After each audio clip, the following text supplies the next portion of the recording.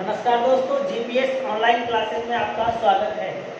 देखिए, मैं रसायन विज्ञान के पिछली वीडियो में मैंने आपको बताया था कि क्रिस्टलीय व एक्रिस्टलीय ठोसों के गुणों में कि हम इनके गुणों के बारे में बात कर रहे थे, जिसमें हमने पहला गुण इसका दर्शाया था कि जो क्रिस्टलीय व एक्रिस्टलीय ठोस है उनके दिशात्मक गुण कैसे होते हैं, मतलब इन्हें अलग अलग दिशा पर एक ऐसा व्यवहार दर्शाते हैं, उन व्यवहार के बारे में हमने जानकारी ली थी। तथा वहां हमने बताया था कि क्रिस्टलीय ठोस तो विसमदैशिक होते हैं तथा एक्रिस्टलीय ठोस यहाँ पर समदैशिक होते हैं। उससे आगे हमने इनके विदलन गुणों के बारे में बताया था कि इन्हें तोड़ने पर एक ऐसा व्यवहार दर्शाते हैं।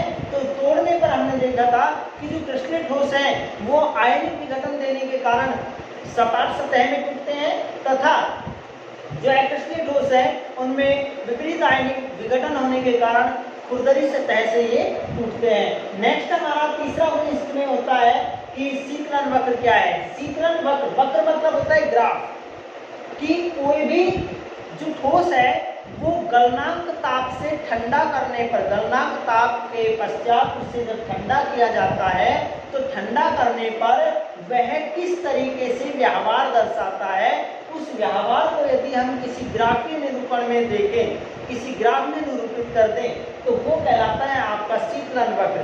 शीतलन वक्र मीन्स क्या होता है कि किसी ठोस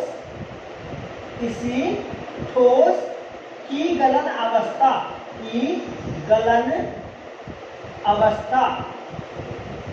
मतलब गलनांक अवस्था, गलन अवस्था से ठंडा या संघनित करने पर किसी ठोस की गलन अवस्था से ठंडा या संघनित करने पर ठोस के अवयवी कणों द्वारा दर्शाए गए व्यवहार को किसी वक्र या ग्राफ पर निरूपित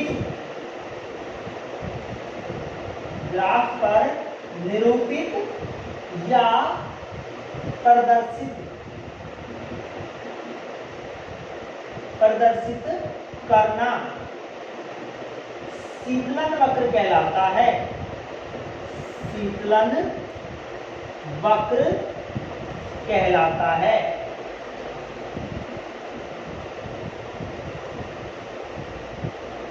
कि भाई जो हमारा पदार्थ है, क्रिस्टलीय ठोस या एक्रिस्टलीय ठोस, जो भी ठोस है, वो यदि हम उसे किसी ग्राफ पर व्यवस्थित करें तो ग्राफ पर व्यवस्थित करने उसकी जो गलन अवस्था है उसे ठंडा करते हुए जब ठंडा करते हैं तो उसके कण किस तरीके से ठोस में परिवर्तित होते हैं, वो व्यवहार हम क्या कहलाता है, हमारा शीतलन वक्र कहलाता है। ये दोनों के व्यवहार को हम क्रिस्टलीय व एक्रिस्टलीय ठोसों पर दर्शाते हैं। जैसे एग्जांपल के तौर पे मैं एक साइड आपको क्रिस्टलीय ठोस के बारे में बताऊंगा तथा दूसरी साइड इसमें एक्रिस्टलीय ठोस के बारे में बताऊंगा। तो देखिए, क्रिस्टलीय ठोस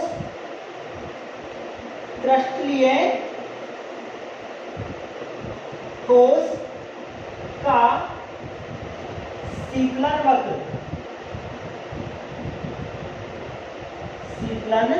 वक्र और दूसरी ओर मैं लेता हूं एक्रिस्टलीय ठोस का, एक्रिस्टलीय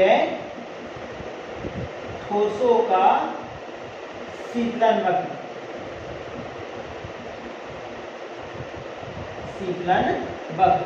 शीतलन वक्र मैंने आपको बताया कि गलनांक ताप से जब इन्हें ठंडा किया जाता है, ठंडा करने पर ये किस तरीके का व्यवहार दर्शाते हैं, उस व्यवहार को हम जब एक ग्राफ में निरूपित करेंगे तो वो ग्राफ में किस तरीके से निरूपित होगा उसके बारे में जानकारी लेंगे। तो यहाँ पर पहले मैं एक ग्राफ बना लेता हूं। देखिए, यहां रहेगा ताप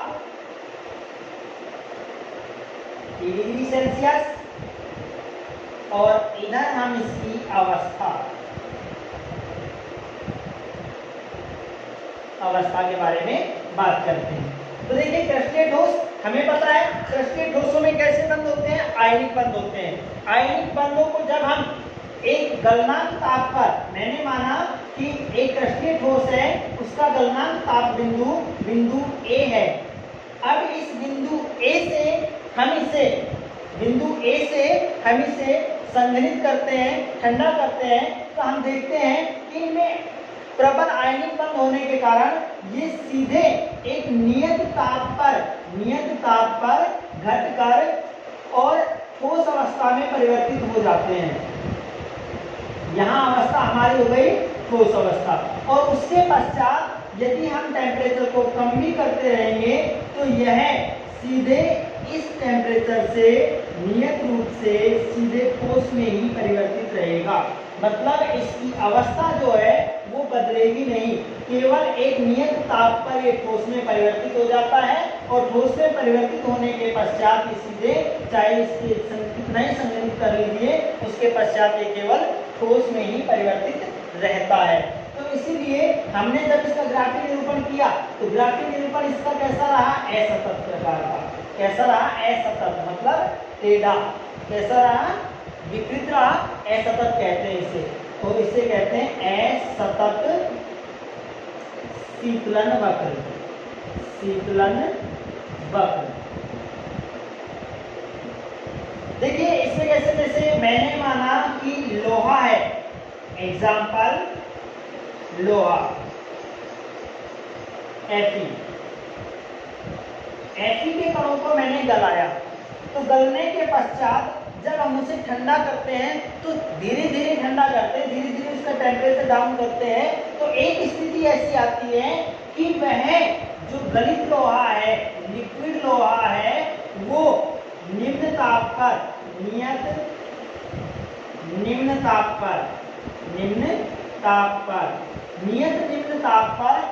Fe जो है वो ठोस में परिवर्तित हो जाता है, सॉलिड में बदल जाता है, ठोस में। इसमें बदल जाता है ठोस में। उसके पश्चात उसे कितना ही ठंडा करो वो वही अवस्था में रहेगा, उतना ही कठोर रहेगा। ठीक है, तो इस कारण हम कह सकते हैं कि इनका जो शीतलन वक्र है एक नियत ताप पर आकर क्या हो जाता है, रुक जाता है, और वहां से इसे कितना भी टेम्परेचर डाउन कर लो उसके पश्चात वो कैसा रहता है, नियत ही बना रहता है अवस्था उसकी। तो इसीलिए हम इसको कहते हैं असतत प्रकार का शीतलन वक्र। असतत प्रकार का शीतलन वक्र। नोट डालकर हमने क्या सीखा, हमने सीखा कि क्रिस्टलीय ठोस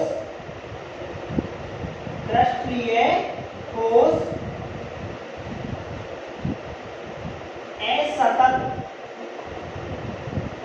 शीतलन वक्र प्रदर्शित करते हैं। शीतलन वक्र कैसा प्रदर्शित करते हैं, असतत प्रकार का, क्योंकि इनमें जो बंध हैं वो एक साथ एक नियत ताप पर जुड़ते हैं, क्योंकि आयनिक बंधों की भूमिका होती है कि वो नियत ताप पर ही जुड़ते हैं। ठीक है, दूसरी ओर मैं चलता हूँ अक्रिस्टलीय ठोस। अब अक्रिस्टलीय ठोस जैसे एग्जाम्पल में मैंने लिया कि भाई अक्रिस्टलीय ठोस में मैंने एग्जाम्पल लिया प्लास्टिक।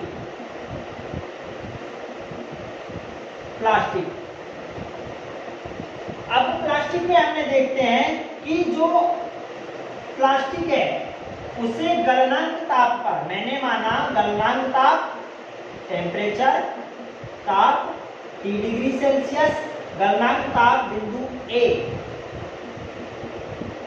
गलनांक ताप, यहां इसे हम गलनांक ताप कहेंगे, गलनांक ताप।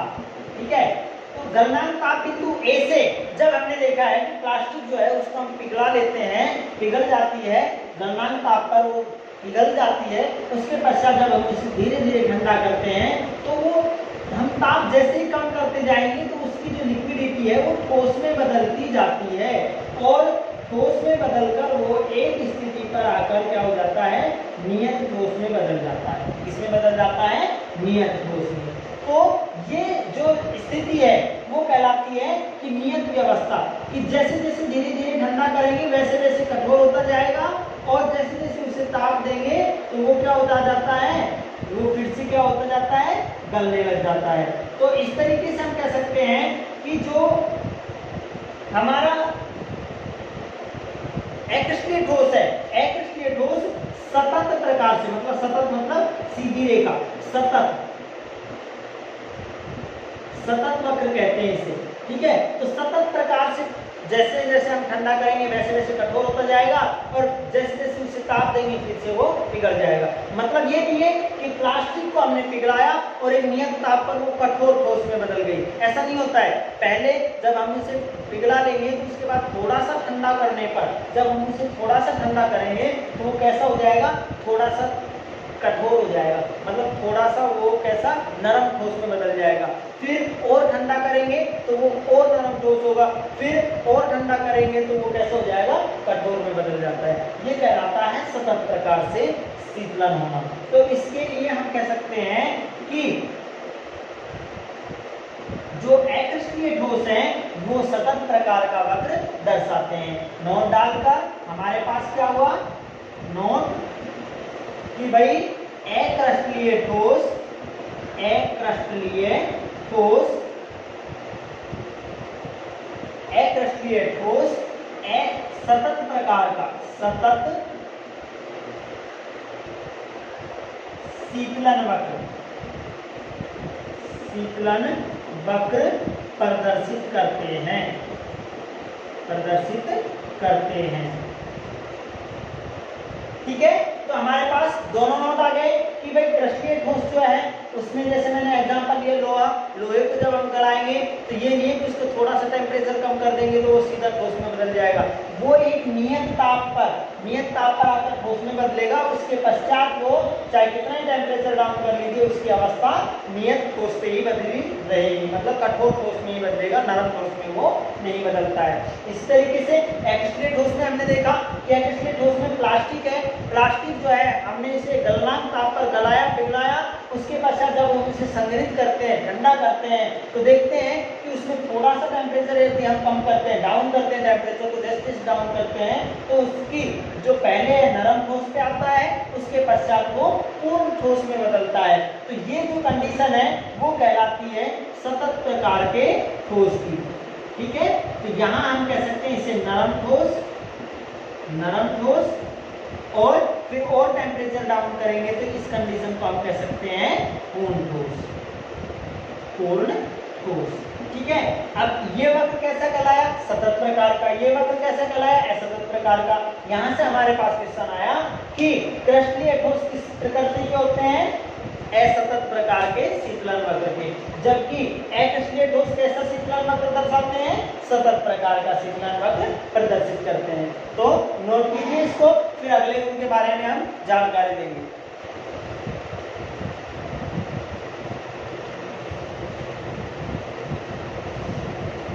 ठीक है स्टूडेंट, तो हमने अभी आपको शीतलन वक्र के बारे में बताया था। शीतलन वक्र के पश्चात हमारे पास नेक्स्ट इसका जो गुण आता है वो होता है कि ठोसों के प्रकार कौन से हैं और उन प्रकारों के आधार पर इसका गुण दर्शाते हैं, जिसमें हमारा गुण होता है गलनांक का। कौन सा गुण, गलनांक, क्वथनांक का। क्वथनांक ठोसों के लिए पढ़ा नहीं जाता है, इसलिए हम क्या पढ़ते हैं, केवल इसका लास्ट गुण पढ़ते हैं गलनांक।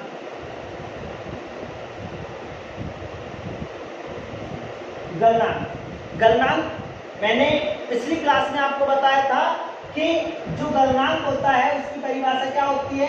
गलनांक की परिभाषा होता है जब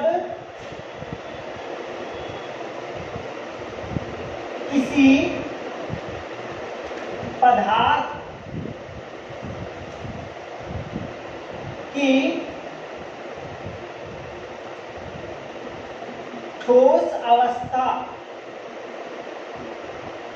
का वाष्प दाब द्रव अवस्था के वाष्प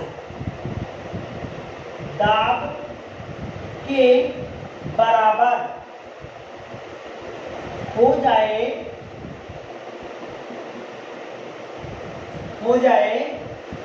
तो वह ताप बिंदु गलनांक ताप कहलाता है।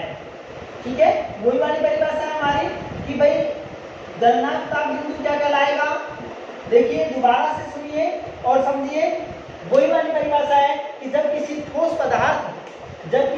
पदार्थ की जो ठोस अवस्था है उसका वाष्प दाब तथा द्रव अवस्था के वाष्प दाब दोनों बराबर हो जाएं, दोनों के वाष्प दाब क्या हो जाए, बराबर। मींस कि जब कोई ठोस पदार्थ है वो गलनांक बिंदु पर आ जाए, द्रव अवस्था में बदल जाए, तो दिए गए उस ताप को हम गलनांक ताप कहते हैं। ठीक है, तो ये गलनांक ताप बिंदु है। इस गलनांक के गुण को हम क्रिस्टलीय व अक्रिस्टलीय ठोसों में पहचानते हैं। तो ध्यान दीजिए कि हमारा जो क्रिस्टलीय ठोस है, क्रिस्टलीय ठोस, ये क्रिस्टलीय ठोस, इसकी व्यवस्था कैसी होती है, नियत व्यवस्था होती है तथा इसमें आयनिक बंध होते हैं, प्रबल आयनिक बंध।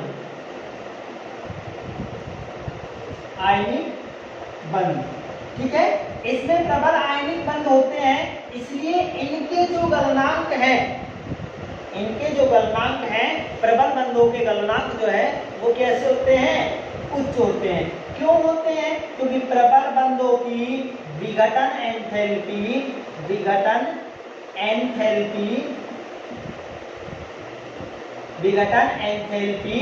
उच्च होती है। उच्च होने के कारण, मतलब उच्च होने के कारण क्रिस्टलीय ठोसों के गलनांक उच्च होते हैं। कैसे होते हैं भाई, उच्च होते हैं। ठीक है, क्यों होते हैं उच्च, इसका रीजन हमारे पास आ चुका है।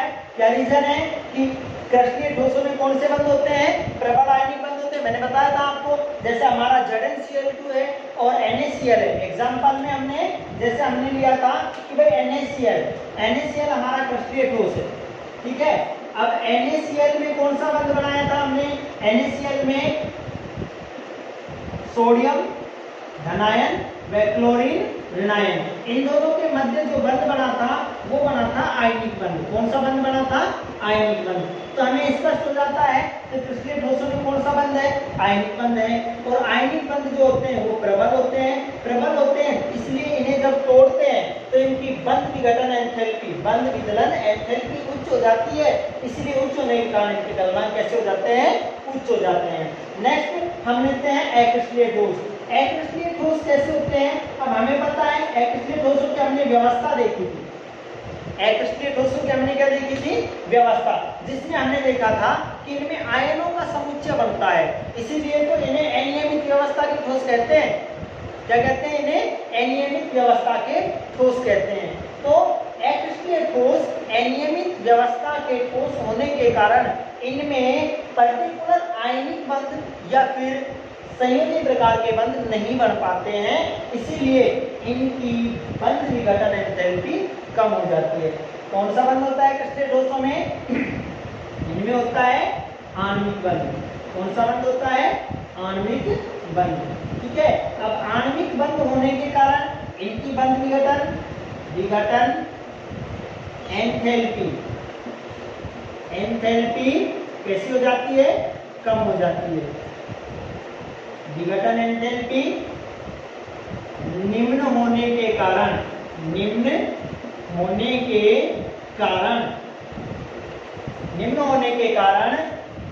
अक्रिस्टलीय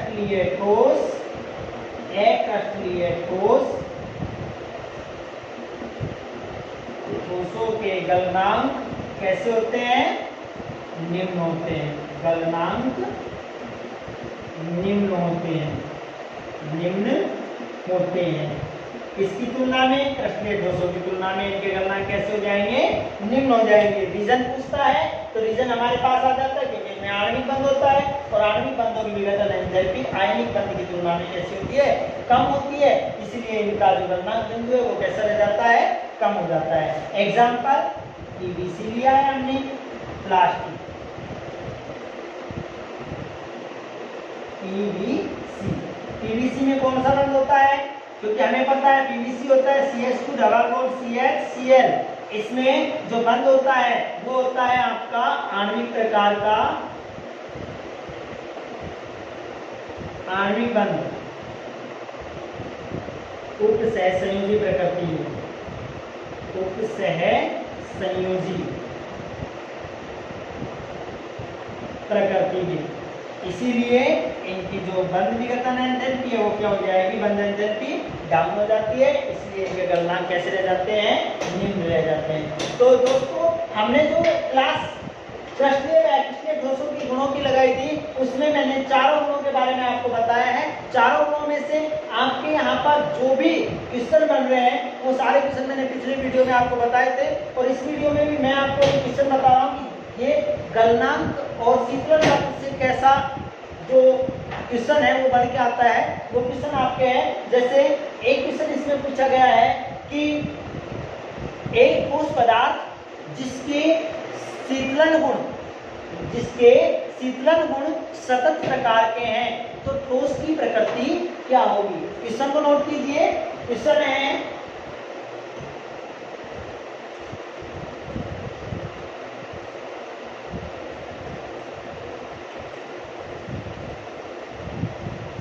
आपके एक ठोस पदार्थ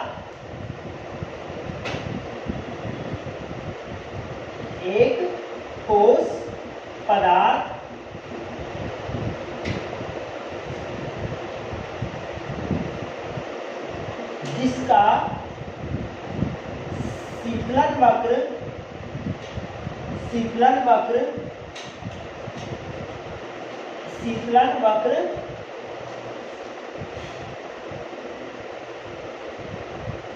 सतत प्रकार का है, सतत प्रकार का है, तो ठोस की प्रकृति क्या होगी, प्रकृति क्या होगी। देखिए हमें देखते हैं कि शीतलन वक्र कैसा है, इसका सतत प्रकार का। हमने शीतलन वक्र पढ़ा था, सतत प्रकार का शीतलन वक्र किनका होता है, जो गलनांक बिंदु से ताप के साथ अपनी अवस्था को परिवर्तित करते हैं। और ऐसे ठोस थे अकृष्णीय ठोस, जैसे प्लास्टिक को हमने पिघलाया था और उसके बाद उसे जब धीरे धीरे ठंडा करते हैं तो पहले वो नरम ठोस में बदलता है, फिर ठोस में बदलता है, इसीलिए उसका जो शीतलन वक्र था वो कैसा था, सतत प्रकार का। इसलिए हमारा आंसर हो जाएगा कैसी प्रकृति का होगा ठोस, अकृष्णीय प्रकृति का। कैसा होगा, अकृष्णीय प्रकृति। ठीक है, इस तरीके से आपसे क्वेश्चन पूछे जाते हैं। एक क्वेश्चन पिछली साल आपने सीखा था कि कांच को अतिशीतित मीन्स सतत शीतलन वक्र वाला, सतत शीतलन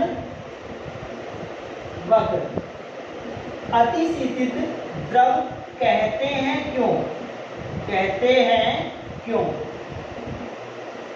अतिशीतित द्रव का मतलब होता है जिनके शीतलन वक्र सतत प्रकार के हों वो अतिशीतित द्रव होते हैं। तो कांच को अतिशीतित द्रव कहते हैं क्यों, क्योंकि इसकी प्रकृति कैसी हो जाएगी। कांच के हमने एग्जांपल पढ़े थे, कांच की प्रकृति कैसी, क्योंकि इसमें उपसहसंयोजी बंध होते हैं, इसलिए इसकी प्रकृति कैसी थी, अकृष्णीय ठोस, इसीलिए कांच को अतिशीतित द्रव कहते हैं। क्यों कहते हैं, क्योंकि कांच अकृष्णीय प्रकृति का ठोस होता है, इसलिए इसके सतत शीतलन वक्र बनते हैं, इसलिए इसको अतिशीतित द्रव कहा जाता है। आंसर क्या हो जाएगा हमारा, आंसर हो जाएगा कि कांच की प्रकृति अकृष्णीय होने के कारण कांच की प्रकृति कैसी हो जाती है, अकृष्णीय प्रकृति होने के कारण इनके सतत प्रकार के शीतलन वक्र, शीतलन वक्र प्रदर्शित होते हैं, प्रदर्शित होते हैं। इसलिए कांच को अतिशीतित द्रव कहा जाता है, कहा जाता है। ठीक है, ऐसे भी पूछ सकता है कि जो कांच खिड़कियों में लगा होता है वो कुछ सालों पश्चात नीचे से मोटा व ऊपर से पतला हो जाता है, क्यों? तो उसका भी रीजन इसी में आ जाएगा, क्योंकि कांच जो है अतिशीतित द्रव है। जैसे उसका ताप बढ़ेगा तो अधिक समय में वो ताप बढ़ने पर सूर्य की प्रकाश किरणें उसके ऊपर पड़ेगी तो वो ऊपर से पिघलकर क्या हो जाएगा, नीचे की ओर बहने लगेगा, और जैसे ठंड होगी तो वो नीचे की साइड आकर क्या हो जाएगा, जमा हो जाएगा, और उसके जो गुण के अनुसार वो कैसा हो जाता है, नीचे से मोटा हो जाता है, ऊपर से पतला रह जाता है। तो हमारा ये वीडियो आपको पसंद आया हो तो इसे लाइक एंड शेयर जरूर करें, तथा यदि आपको कोई भी इस वीडियो में परेशानी है तो उसे कमेंट बॉक्स में उस क्वेश्चन को जरूर डालिए, हम उस क्वेश्चन को अगले वीडियो में सोल्व करेंगे। Thank you.